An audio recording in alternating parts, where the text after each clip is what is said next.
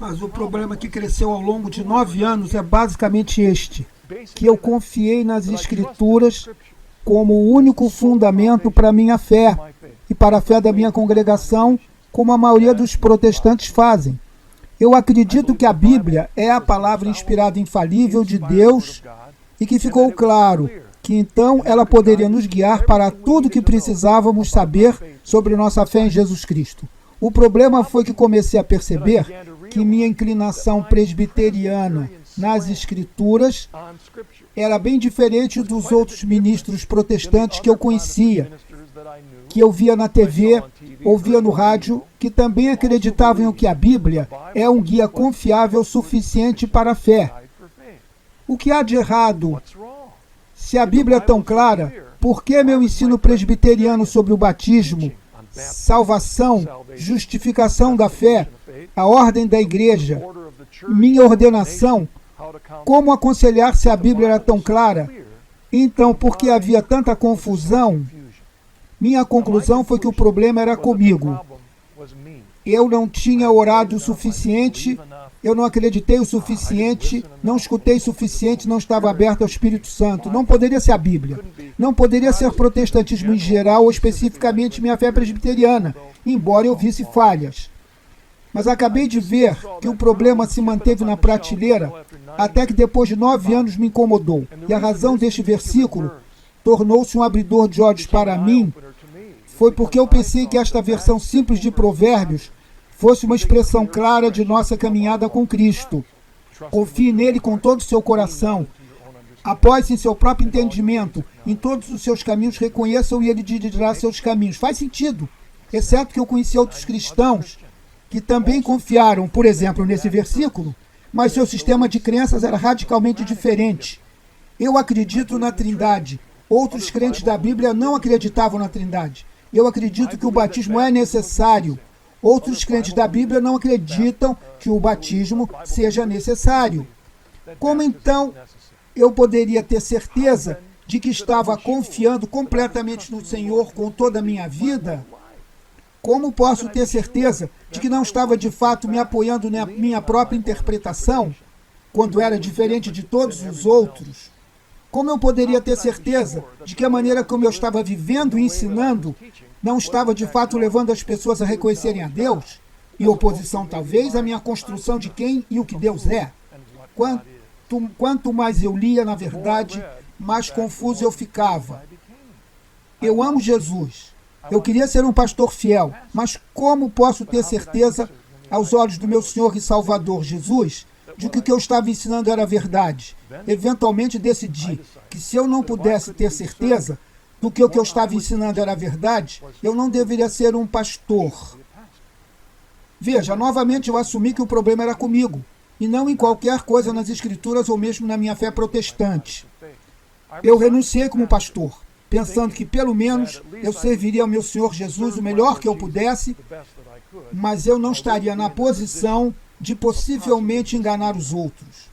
E então, outro versículo caiu no meu colo. Eu estava estudando em um programa PhD me preparando para ensino. E acontece que eu li um jornal que um teólogo católico estaria falando em uma igreja local. Dr. Scott Hahn, que era professor Hahn na época. Fui ao seminário com Scott Hahn. Somos amigos de verdade. Fomos juntos para as mesmas aulas do seminário. Nós dois éramos calvinistas fortes. Nos conhecíamos e basicamente acreditavam nas mesmas coisas. Mas então, de repente, descobri que ele havia se tornado católico. Não fazia sentido. Eu não sabia se acreditava que isso fosse verdade. Mas eu ouvi que ele estava falando e eu estava aqui para ouvi-lo. Uma das principais coisas que eu vi naquela noite, ele me indicou outro texto bíblico. É a segunda escritura que eu nunca tinha visto antes. Vem de 1 Timóteo. Desculpe o barulho dos óculos pesados. Sobre 1 Timóteo, capítulo 3, versículos 14 a 15. Eu tenho que entender, eu ensinei 1 Timóteo, falei dele em estudos bíblicos. Eu prego 1 Timóteo, eu conheci 1 Timóteo, mas esse verso não estava lá antes, até que Scott o apontou. E a maneira como ele fez isso pode ser da mesma maneira que alguém o cercou. Eles perguntaram a Scott qual era o pilar e fundamento da verdade. E Scott me perguntou se eu dei a mesma resposta que ele deu. É a Bíblia. Como evangélico, eu diria que a Bíblia é o pilar e fundamento da verdade. E Scott me perguntou, onde a Bíblia diz isso? O que você quer dizer? Se a Bíblia literalmente usa a frase pilar e fundação da verdade, para onde ela aponta? Eu não conseguia pensar em um versículo. Ele disse, vá para 1 Timóteo 3,15, com o versículo 14. Paulo escreve, espero ir até você em breve. Ele estava escrevendo a Timóteo. Mas estou escrevendo as instruções para você saber, se eu estiver atrasado, como deve se comportar na casa de Deus, que é a igreja do Deus vivo, o pilar e fundamento da verdade. Quando li isso pela primeira vez, eu queria parar toda a eternidade. O pilar e fundamento da verdade é a igreja, não a Bíblia. Eu nunca vi isso antes, nunca pensei nisso antes. A igreja é o fundamento da verdade. Entendo que deveria escolher, a partir da minha fé presbiteriana, qual verdadeira dentro de uma porção delas. Mas o principal é que o reconhecimento desse versículo colocou um fulcro na minha compreensão das Escrituras.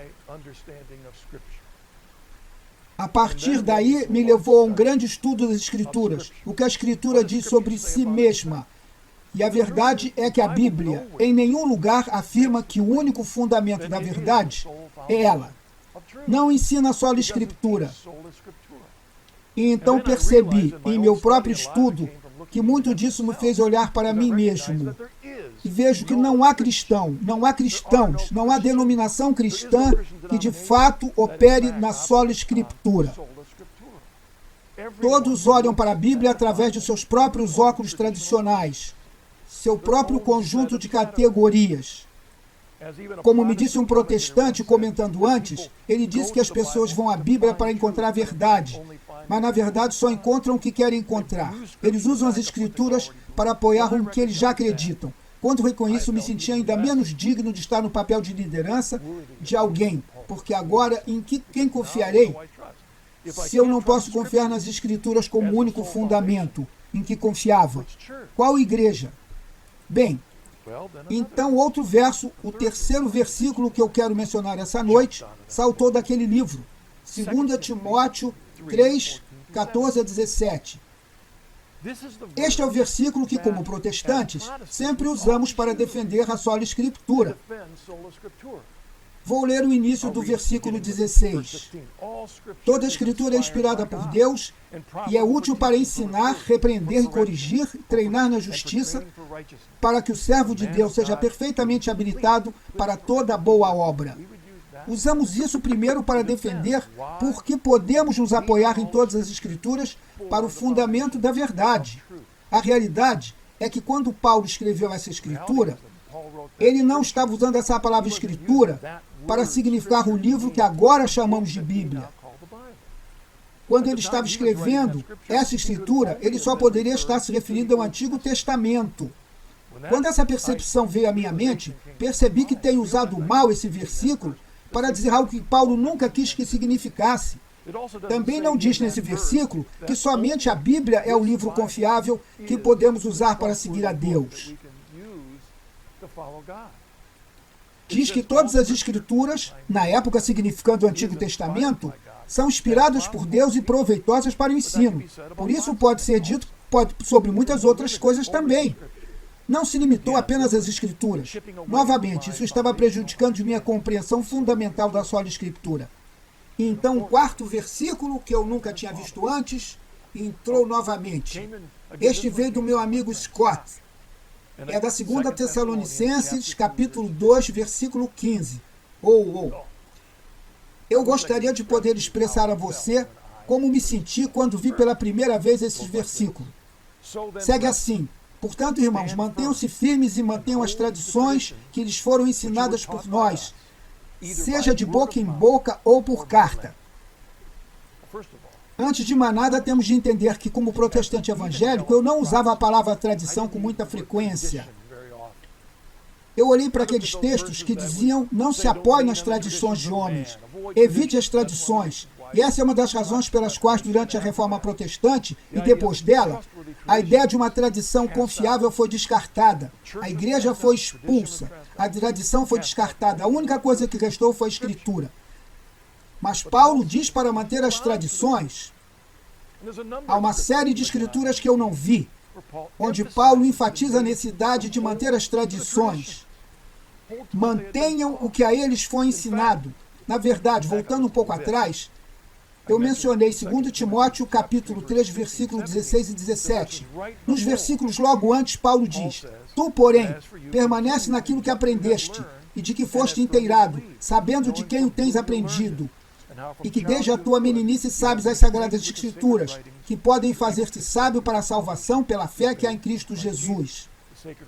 Os escritos sagrados, novamente o Antigo Testamento, mostram o mais importante é que ele está contando a Timóteo para manter o que ele aprendeu, o que lhe foi ensinado, a tradição, a coleção dos ensinamentos apostólicos. E este versículo em 2 Tessalonicenses 2,15, então, irmãos, permaneçam firmes e mantenham as tradições que foram ensinadas por nós, seja de boca em boca ou por carta. Uau! De boca em boca ou por carta.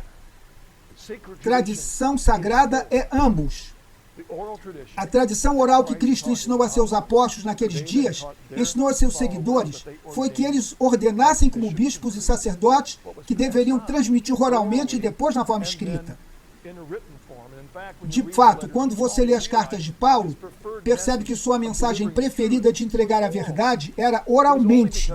Era só porque tinha problemas em igrejas que não podia visitar que tinha de usar uma carta. Caso contrário, ensinava oralmente. A maior parte da fé cristã nos primeiros dias da igreja era ensinada boca a boca e não por carta. Portanto, o problema com sola escritura é truncar a mensagem do Evangelho proclamada por Cristo aos seus apóstolos e transmitida e guardada pelo Espírito Santo na igreja. Quando você vai com sola escritura, você limita, você trunca a verdade, só para a palavra escrita, que eu mesmo sempre usei e ouvi. Muitas vezes, quando alguém desafia o ensinamento católico, você pergunta, onde isso está na Bíblia? A verdade é, onde diz na Bíblia que tem de estar na Bíblia? Se a Bíblia é a única testemunha da verdade, então isso deveria estar lá. Mas não. Também não diz que toda a verdade que você tem de acreditar tem de estar lá. Mas, de fato, as Escrituras testemunham o fato de que a tradição ensinada pelos apóstolos foi transmitida oralmente e por escrito. Ide, portanto, fazei discípulos de todas as nações, batizando-os em nome do Pai, Filho e Espírito Santo, e ensinando-lhes tudo o que vos ensinei. Esse é o grande mandato que Cristo deu aos apóstolos em Mateus 28. Ele não lhes disse para escrever um livro. Ele lhes disse para ensinar e transmitir a fé apostólica. Uau! Eu me inspirei em minha própria jornada reconhecendo que a Bíblia é inspirada, é nosso presente de Deus. O cânon é inspirado, mas, por outro lado, não pretende ser o único fundamento da verdade. As Escrituras dizem que a igreja é, mas qual igreja? Isso me incomodou. Eu amo Jesus, eu queria segui-lo, mas como eu poderia discernir de todas as doutrinas e todas as opiniões lá fora o que é verdade? O que eu ouvi é que era necessário uma autoridade confiável, uma autoridade que foi dada por Deus para nos conduzir à verdade. As Escrituras dizem que é a igreja, mas qual igreja? Há um versículo nas Escrituras onde Jesus fala sobre o estabelecimento de sua igreja. E este é o nosso próximo versículo. Bem, eu não devia dizer que nunca o vi. Eu preguei muitas vezes, mas eu preguei e interpretei esta passagem de um ângulo diferente, de uma perspectiva diferente. Na verdade, eu diluí e eliminei o seu significado. Isso é claro em Mateus 16. Mateus 16, versículos 13 a 19.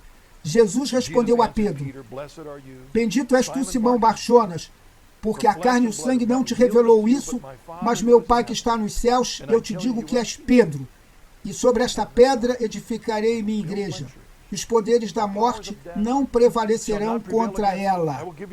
Eu te darei as chaves do reino dos céus, e tudo que ligares na terra será ligado nos céus, e o que desligares na terra será desligado nos céus. Agora, eu posso passar a hora inteira aqui discutindo todas as questões apologéticas deste versículo, mas a questão principal, que eu não tinha visto antes, foi o verdadeiro pano de fundo por trás desse nome Peter. Como protestante, sempre menosprezo esse texto porque apontaria para o grego e comentaria que a palavra grega que Jesus usa para Pedro é diferente da palavra grega que ele usa para rocha. Elas são diferentes. Uma é Petros e a outra é Petra. Uma significa uma grande pedra e outra um pequeno seixo.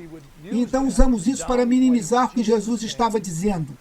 Jesus apontou para esta grande pedra atrás dele, onde ele estava pregando, e então também usou a palavra para um pequeno seixo, quando ele primeiro falou com Pedro. Então ele foi falar sobre o fundo da imensa, que não é Pedro o fundamento da igreja. É sua fé ou é Jesus? Outra referência. Pedro é apenas uma pedrinha. Ele é apenas uma pedrinha. Então percebi novamente, através do testemunho de amigos como Scott Hahn, Carl Keith e outros, que você percebe, é claro, que Jesus não falava grego. O próprio grego é uma tradução do que Jesus disse originalmente em hebraico ou aramaico. Temos uma Bíblia em inglês traduzida como Peter e Rock. Então, em inglês, eles são completamente diferentes. Você é Peter e sobre esta rock eu vou construir minha igreja. Duas palavras completamente diferentes. Fácil, então, para um pregador moderno que só usa uma tradução em inglês, cortar a conexão. No grego, elas estão mais próximas, porque, na verdade, há uma razão pela qual as duas palavras são diferentes. A palavra para rock em língua grega é feminina. Então, quando você usa o nome de uma pedra para um homem, você não deve usar a forma feminina. Você torna masculino. Essa foi a única diferença, mas eu não tinha visto isso. Mas a questão mais importante é que Jesus não usou grego, ele usou aramaico. Em aramaico, não há diferença para uma palavra masculina ou feminina para pedra. Ambos são a palavra kefa. Ele diria kefa. E sobre esta kefa eu construirei minha igreja. Não sei se a pronúncia está certa. Mas o ponto é que Jesus usou a mesma palavra. O ponto é que isto mina completamente o meu argumento contra o que Jesus estava apontando nesse versículo. A igreja, que é a coluna e fundamento da verdade, ele construiu sobre a rocha de Pedro. Pedro e sua fé e coragem, que Deus lhe deu. Deus Pai, Jesus disse. Deu a ele essa visão. Uau! Isso me levou a estudar todos os versículos das Escrituras que tratavam de Pedro, repetidas e repetidas vezes. Vemos Pedro não apenas um dos 12, mas sempre como topo. Quem é aquele que liderou a primeira reunião de negócios para a igreja no cenáculo? Pedro. Quem pregou o primeiro sermão? Pedro. De novo e de novo. E claro que você já ouviu neste programa muitas vezes que eu tomei conhecimento dos padres da igreja primitiva e reconheço que nos primeiros escritos da igreja há o reconhecimento da autoridade de Pedro e depois da sede de Roma. Uau!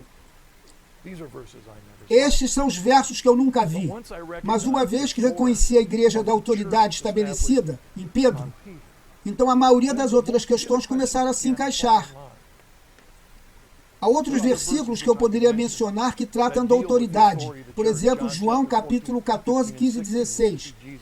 Que vemos Jesus apontando para os apóstolos e dizendo que a ele será dado o Espírito Santo. A ele será dado o Espírito para guiá-los em toda a verdade. A ele será dado o Espírito que ajudaria a lembrar de todas as coisas que ele ensinou. Embora como protestante eu tenha levado esses versículos para mim e todos os cristãos, a verdade é que no contexto Jesus fala principalmente aos 11 que estavam lá. Os apóstolos, eles são os que receberam o Espírito para guiar a igreja, para lembrar o que Jesus havia ensinado. Mas tenho mais 5 versículos que quero compartilhar com vocês rapidamente, e depois faremos uma pausa. Há tantos outros. Aqui está um versículo do Apocalipse, capítulo 14, versículo 13. Realmente me desperta da minha cegueira. Esse é um versículo que eu li provavelmente 100 vezes. Fazia parte da liturgia fúnebre presbiteriana. Sempre que eu fazia um funeral, eu li esse versículo, é assim. Ouvi uma voz do céu dizendo assim: felizes os mortos que morreram no Senhor. Portanto, muito felizes, diz o Espírito, que eles possam descansar de seus trabalhos, porque seus feitos os seguem. Não entendo. Esse é um problema para os calvinistas. Eu não acreditava em obras. Completamente minimizamos a necessidade de obras. A salvação é somente pela fé, somente pela graça. Obras não têm nada a ver com ela. Na verdade, acreditamos tão fortemente na aprovação da vontade que minimizamos qualquer coisa que pudéssemos fazer que tenha a ver com nossa justificação de salvação. Até subestimamos a necessidade de crescer em santidade, porque de uma perspectiva calvinista luterana, acreditamos que nossa justificação é algo que você receberia externamente, que por dentro você não foi mudado. Isso era essencialmente o que eu ensinava. Então eu tinha dúvida até da necessidade de crescer em santidade. É isso em que eu acreditava. Mas um dia, enquanto eu estava dizendo esse versículo, percebi que estou dizendo às pessoas reunidas para o funeral que essa pessoa, a quem eu sempre disse que as obras não fazem diferença, que suas ações o estão seguindo para o céu. Então comecei a olhar para todos os outros versículos, onde as Escrituras claramente dizem que seremos responsáveis por cada ato que fizermos. De fato, logo no Apocalipse, capítulo 2, é dito: todas as igrejas saberão que eu sou aquele que sonda a mente e o coração, e darei a cada um de vocês conforme suas obras merecem. Ele sabe como vivemos. Jesus disse que devemos ser perfeitos como nosso Pai Celestial é perfeito. Devemos ser santos, não apenas cobertos com a santidade de Deus e ainda embaixo sendo um monte de esterco, como Lutero teria dito, mas como Paulo diz na 2 Coríntios 5,17, quem é novo em Cristo é uma nova criação. O velho se foi, o novo veio. E agora, nesse ponto, eu descobri dúzias de versículos que nos chamam para parar de pecar e para que sejamos santos e reconhecemos que seremos responsabilizados por nossas vidas.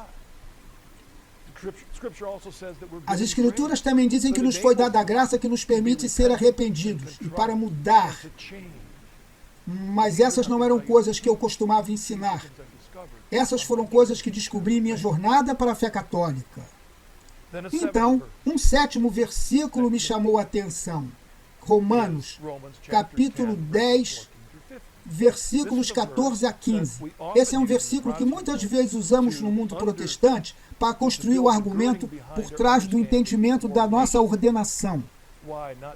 Por que não qualquer um pode ser pastor? Mas por que certos homens e mulheres? No mundo protestante, ordenamos mulheres para serem pastores. O versículo diz: como invocarão os homens que não creram nele? Como crerão naquele de quem nunca ouviram? E como ouvirão sem um pregador? Suponho que normalmente eu meio que parei por aí. Como é que vai ouvir alguém sem ter um pregador? Então eles precisam de um pregador. Mas para pregador há outro versículo que vem logo depois e diz: como os homens podem pregar a menos que sejam enviados? Como os homens podem pregar a menos que sejam enviados? Por que Paulo acrescentou isso? Porque isso era necessário. O problema é que havia homens e mulheres, provavelmente mulheres na igreja primitiva, que sentiam que o Senhor os chamou para pregar. E, portanto, começariam a própria igreja. E assim todos eles acabam ensinando coisas que não são as mesmas que Paulo, o apóstolo, ensinavam. A palavra apóstolo vem da palavra grega para enviado. Jesus os enviou para pregar. Eles eram apóstolos. Então eles escolhiam outros que eles ordenavam e enviavam. Então, uma pessoa para ser pregador tinha que ser enviada. O que despertou em mim foi a questão de quem me enviou. Fui ordenado presbiteriano, antes como congressionalista, antes de me tornar presbiteriano. Lembro-me do dia da ordenação, quando as pessoas se reuniram ao meu redor, colocaram a mão nos meus ombros e oraram para o Espírito me guiasse. Eu acreditei que Deus já havia me ungido naquele momento com sua graça, seu amor, sua misericórdia. Mas com que autoridade essas pessoas tinham para me enviar? Quem os enviou? Isso me confrontou com a questão da sucessão apostólica. A autoridade dos bispos, dos sacerdotes, dos diáconos, dos padres da igreja primitiva é lida nos padres apostólicos, aqueles primeiros escritores que de fato aprenderam sua fé através dos próprios apóstolos. Que Inácio, por exemplo, disse que eles não deveriam fazer nada além dos bispos, dos sacerdotes e dos diáconos. Em outras palavras, eles têm autoridade de quem os enviou. E eu me confrontei completamente com minha própria autoridade como pregador. Como posso saber que esses homens e mulheres, mesmo bem-intencionados, têm mais autoridade para me enviar do que apenas um vendedor de carros usados? É a igreja que tem autoridade, que é o pilar e fundamento da verdade. Eu tenho mais alguns versos para compartilhar com vocês. Depois vamos fazer uma pausa. O 8º versículo vem talvez fazer parte da minha parte favorita das Escrituras. João capítulo 15, a seção familiar da videira e ramos. Eu amo aquela seção da Escritura. 11 primeiros versículos que eu preguei muitas vezes. Escrevi artigos sobre isso e muitas vezes falei como pastor sobre a nossa necessidade de permanecer em Cristo. O versículo que me surpreendeu foi o versículo 4. Permaneça em mim e eu em você, pois um ramo não pode dar fruto por si mesmo se não estiver na videira, nem você pode se não permanecer em mim. O que esse versículo me lembrou é como é necessário para nós permanecermos em Cristo, permanecer em Jesus. Se não fizermos, seremos jogados fora como um galho para o fogo. Nessa passagem, Jesus está falando com seus seguidores, as pessoas que já acreditam nele, estão seguindo, e ele está insinuando que eles podem cair. E há outros versículos, como Hebreus 6,4, onde a realidade é que uma pessoa pode perder sua fé, perder sua salvação. Isso despertou em mim algo que eu não ensinei. Mas não é isso, porém, que esse versículo despertou em mim. Porque a questão era se é necessário que nós permaneçamos. O que isso significa? Como sabemos que estamos permanecendo em Cristo? Como você sabe da sua permanência em Jesus? De fato, onde mais nas Escrituras Jesus ensina especificamente o que significa permanecer nele? Aqui ele está nos dizendo para permanecer. Mas onde mais ele nos ensinou a permanecer nele? Lembro que essa pergunta surgiu na minha mente e comecei a pesquisar e encontrei apenas um lugar que eu conheço onde Jesus nos ensina claramente como permanecer nele. Isso está em João capítulo 6. João 6, versículo 56. Jesus diz isso: quem come a minha carne e bebe o meu sangue, permanece em mim e eu nele. Isso me levou àquela sessão sobre João 6, que eu admito que evitei como ministro protestantes. Aqueles claros versículos sobre a presença real de Cristo na Eucaristia, que eu descartava como um símbolo, reconheci que seus ouvintes não o entendiam falando simbolicamente.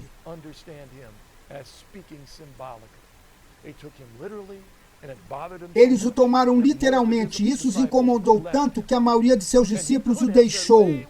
Ele poderia ter dito: ei, volta aqui, eu estava brincando, eu estava falando figurativamente. Mas ele não disse isso. E é nesses versículos que ele nos ensina como permanecer nele. Está na Eucaristia, está no Santíssimo Sacramento, está na missa. O 9º versículo agora. Eu tenho que dizer que enquanto falo agora, que ainda estou aprendendo a captar todo o significado desse versículo. Colossenses, capítulo 1, 24. Eu ensinei Colossenses muitas vezes, mencionei esse versículo, mas esqueço qual católico me apontou isso durante minha viagem. Era como se eu tivesse levado uma paulada do lado da cabeça.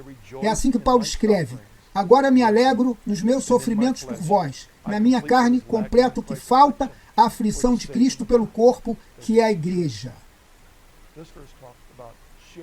Ele primeiro falou sobre compartilhar os sofrimentos de Cristo, de alguma forma complementando o que está faltando nos sofrimentos de Cristo por causa da igreja. Como protestante, não tinha onde colocar o sofrimento. Eu não tinha uma boa noção de como entender sofrimento, especialmente sobre o que esse versículo significava. Mas através do maravilhoso ensinamento da igreja e da sabedoria dos nossos místicos pais da igreja, reconheci a importância do sofrimento redentor. Como de alguma forma, no mistério de Deus, nosso sofrimento é oferecido com o de Cristo para completar esta grande obra da salvação. Ele é nosso único Salvador, mas em sua misteriosa obra de graça, de alguma forma, quando entregamos nossos sofrimentos, em vez de choramingar e reclamar, nós os oferecemos para que Deus possa usar esses sofrimentos para completar a obra salvífica de Cristo para a igreja. Ainda é um mistério. E se você está se perguntando como interpretar esse versículo, eu indicaria a bela encíclica de João Paulo sobre o sofrimento. Um último verso, então, e faremos uma pausa. Porque eu nunca ensinei sobre Lucas capítulo 1, o Magnificat. Eu sei, mas eu nunca preguei o sermão. Acho que não escolhi não pregar, simplesmente não cheguei a isso. Mas então um dia eu li esse versículo. E é Maria que está falando. Ela diz depois que Isabel a chama de bem-aventurada. Maria responde: minha alma engrandece ao Senhor, e meu espírito se alegra em Deus meu Salvador, pois ele não considerou a baixeza de sua serva. E eis, e esta é a parte que eu nunca vi, doravante todas as gerações me chamarão bem-aventurada, pois aquele que é poderoso fez grandes coisas em mim, e santo é o seu nome. Eu não chamei Maria de bem-aventurada. Eu a ignorei. Com certeza, na época de Natal, tínhamos um presépio em frente à nossa igreja, e havia estátuas de Maria e José. Mas nunca me passou pela cabeça que eu tinha estátuas por aí. Nós estatuamos Mary, e ela seria uma parte da história que contaríamos às crianças, sobre a qual conversamos na véspera de Natal. Mas de Natal a Natal, Maria desaparecia. Nós a tratávamos como se Deus tivesse acabado de agarrar essa mulher e usá-la para ter o filho dele e depois jogá-la de lado. O que ela afirma na Escritura infalível é que ela sempre será chamada de bem-aventurada. Percebi que eu estava errado. Ela é a nossa mãe abençoada. Se Jesus é meu irmão e Maria é sua mãe, ela é minha mãe. Se Jesus é o judeu mais obediente, ele honraria sua mãe. Não deveria eu fazer o mesmo ao imitá-lo? Estes foram alguns versos que me despertaram para a beleza e a verdade da Igreja Católica.